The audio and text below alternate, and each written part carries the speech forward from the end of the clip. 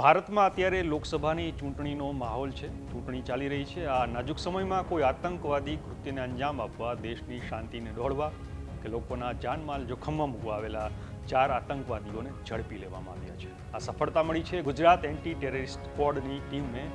એની વાત કરીએ આ વિડીયોમાં. નમસ્કાર, વાઇબ્સ ઓફ ઇન્ડિયા સાથે હું ઇમરાન. વાત છે ગુજરાતમાં આતંકવાદીઓ પકડાવાની. વિગતે વાત કરીએ તો ગુજરાત એટીએસની ટીમે અમદાવાદ એરપોર્ટથી મોહમ્મદ નફરાન નોફેર, મોહમ્મદ ફારિસ, મોહમ્મદ ફારૂક અને મોહમ્મદ રસદીન અબ્દુલ કરીમ એ નામના 4 શખ્સોને પકડી લીધા છે. આ ચારેય શ્રીલંકા દેશના વતની છે.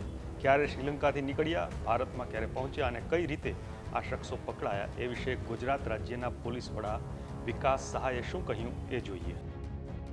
આ 4 લોકો 19મી તારીખે સવારે 3 વાગે શ્રીલંકાથી ચેન્નઈ પહોંચ્યા અને ચેન્નઈથી ઇન્ડિગો ફ્લાઇટ 6E848 માં રવાના થઈ 19મી તારીખે સાંજે આશરે 8 વાગે અમદાવાદ એરપોર્ટ પહોંચ્યા. અમદાવાદ એરપોર્ટમાં અગાઉથી એન્ટી ટેરરિસ્ટના ટીમ્સ ખાનગીમાં વોચ ઉપર હતા.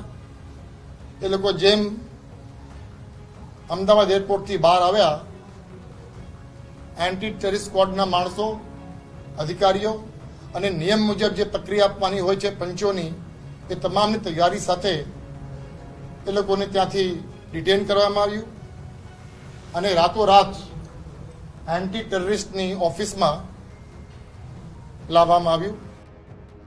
સત્તાવાર જે વિગતો મળી છે એની વાત કરીએ તો એટીએસને 18મી મેના રોજ બાતમી મળી હતી.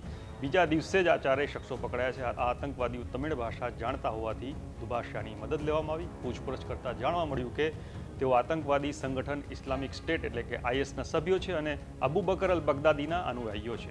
તેમનો હેન્ડલર અબુ પાકિસ્તાની છે. પાકિસ્તાની અબુએ તેઓને જણાવ્યું હતું કે તે હથિયારોના ફોટા, તે હથિયારો જે જગ્યાએ છુપાવ્યા છે તે જગ્યાના ફોટા અને તેનું લોકેશન જે છે એ પ્રોટોન ડ્રાઈવ અને પ્રોટોન મેઇલ ઉપર શેર કરશે અને તે જગ્યાએ જઈ હથિયારો મેળવી લેવા અને પછી આ હથિયારોનો ઉપયોગ કઈ જગ્યાએ અને કયા ટાર્ગેટ ઉપર કરવાનો છે તેની એ જાણ કરવાનો હતો. આ આતંકીઓ ગયા ફેબ્રુઆરીમાં પાકિસ્તાનના અબુ સાથે સંપર્કમાં આવ્યા હતા અને ચારેયને ભારતમાં કોઈ કૃત્ય કરવા માટે તૈયાર કરાયા હતા. તેઓ સુસાઇડ બોમ્બર બનવા પણ તૈયાર થયા હતા. પાકિસ્તાનથી 4 લાખ શ્રીલંકન રૂપિયા ટ્રાન્સફર કરવામાં આવ્યા હતા.